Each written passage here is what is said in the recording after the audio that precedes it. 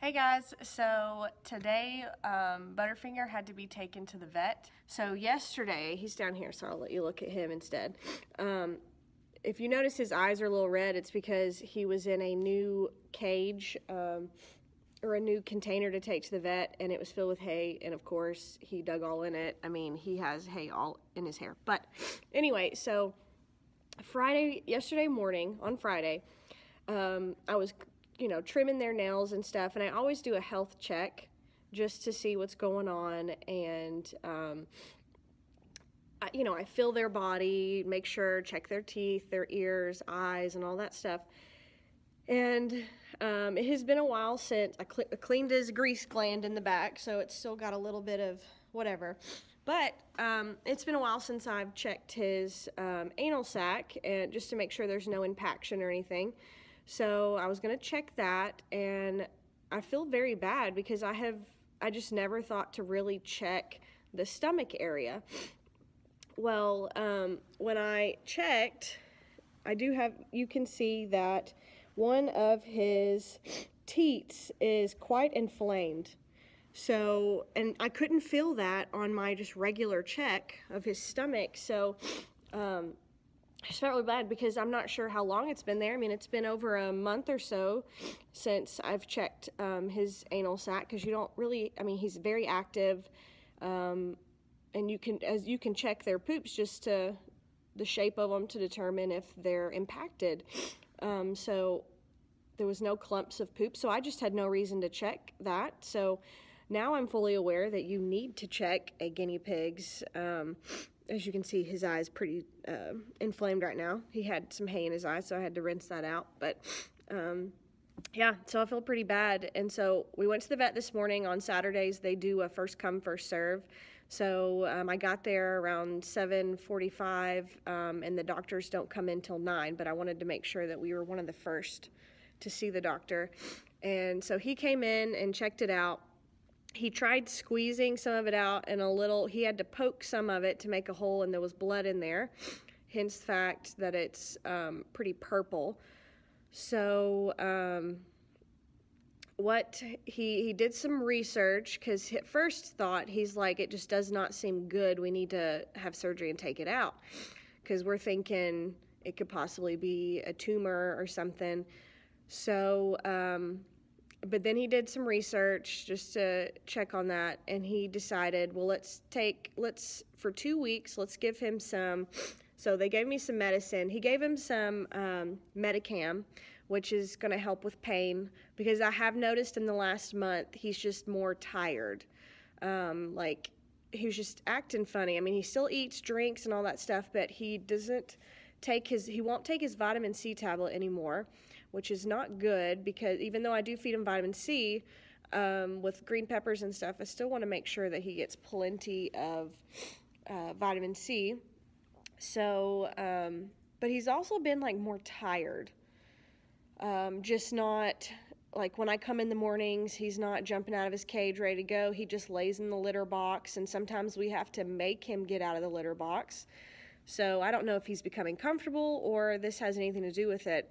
But so what he said is, we're just going to treat it. So he gave him Medicam for pain management, but then he also gave him some Baytril, which is going to help with infection. So we're thinking this might be a bacterial infection in the mammary glands, or glands, I said glands, mammary glands. So we're going to try that for 2 weeks. If nothing changes on him, then we will go ahead with surgery and remove that area.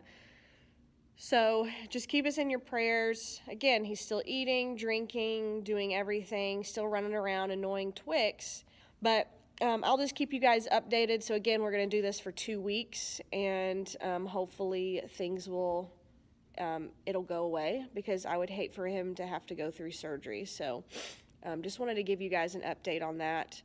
Please excuse my, the pollen is high this week, very high, and of course sitting in a vet for 2 hours, really, I've used about 50 tissues. It's terrible. So I wanted to give you a video real quick of me giving Butterfinger his medicine before I tell you all about Carmel. So first off, we've got Medicam, and what we're gonna, this is 0.15 cc's once daily, and they are already pre-syringed for me. Man, these are fancy syringes. I might keep these and wash them and reuse them. These look legit.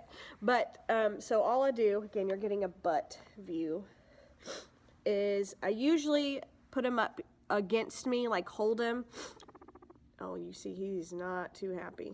I'm hoping he will take this pretty well.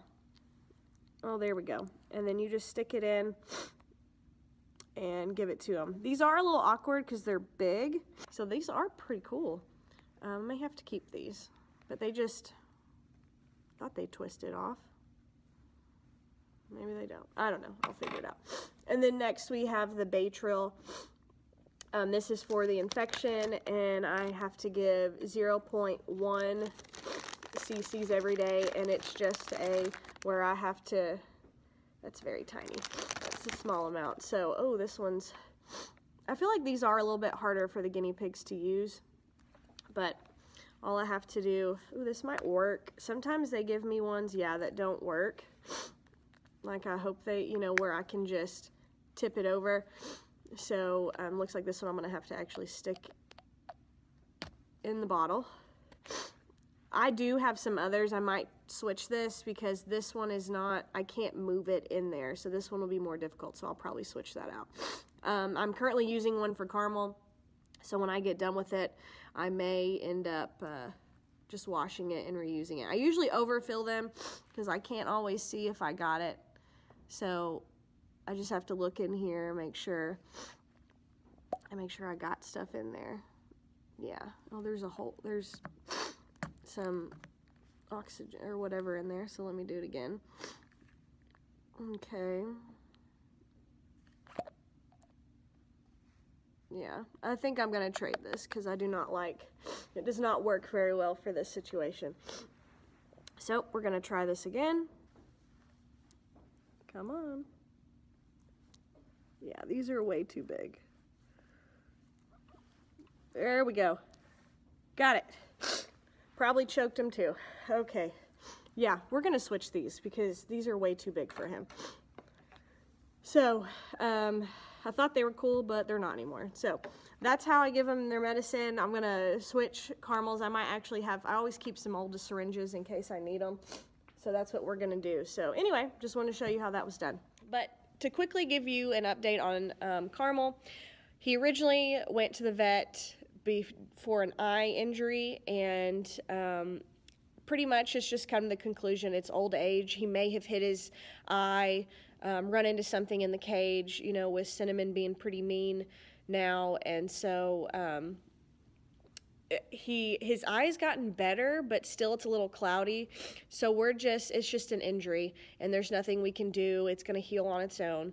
But then over spring break, I left the pigs here, and they were checked on by friends, janitors, so they were very well taken care of. But I took Carmel with me to Knoxville, and because I wanted to keep a constant eye on him because he is getting older, and I just felt like I needed to. Well, of course, when you move a guinea pig back and forth, they can get a little stressed. I'm sure Butterfinger cannot wait to get back into his cage because I'm sure he's a little stressed out with all the dogs.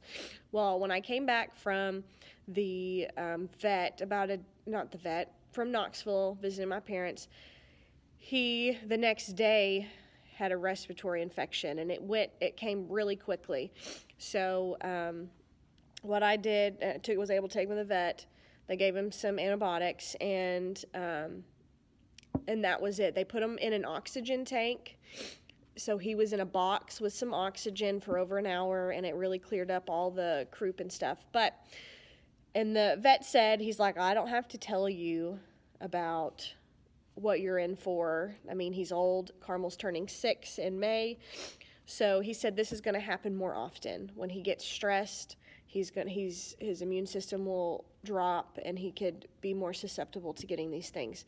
So I've decided is he comes home with me every single weekend. So he's got a cage set up at home, and so I can constantly monitor him, because I just don't feel it's, because I check on him once or twice a day, because janitors are here every day at school on the weekends and everything, because there's church services, there's all kind, ow, he's not happy, but, yeah, so I'm bringing him home so I can give him constant care, keep a lookout, because I do live 15 minutes away, and I just felt it was best that it'd be easier on both of us. So, and he loves his cage at home. He always runs around, popcorns. So that's what it's going to be from here on out, until he passes away. He's coming home with me every weekend. But he also, if you can see over there, that is his cage from now on. He's no longer going to go back in with the herd, because he is getting older, and Cinnamon is on a rampage,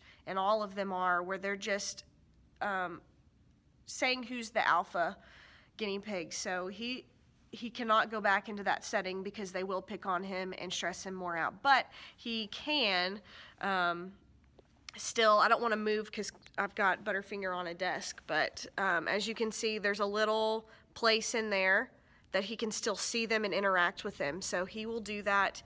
You know, they'll touch noses, that sort of thing. So he's still getting interaction from guinea pigs, and he's still very happy. So he popcorns every morning. He popcorns more than any of the other guinea pigs. So he's pretty happy over there. He's now currently in a 2x4 cage. It was originally a 2x3, but I found that he was not getting enough exercise, and he was having trouble using the bathroom, because I've taken out his litter box, because he's been struggling jumping up now. So he just has a little hay thing, but he's been doing pretty good. You don't want a butt view of him. So I'll just keep you guys updated on the situation. It just seems like I do so good for months and months without any guinea pigs getting sick, and then all of a sudden everything shows up at once. So but I do want to do a video of like what all supplies I take for the guinea pigs when they go to the vet. What do I do? That sort of thing. So especially if they're staying there all day. So I'll give you guys an update, and appreciate you guys for watching. And I'll talk to y'all later. Bye, guys.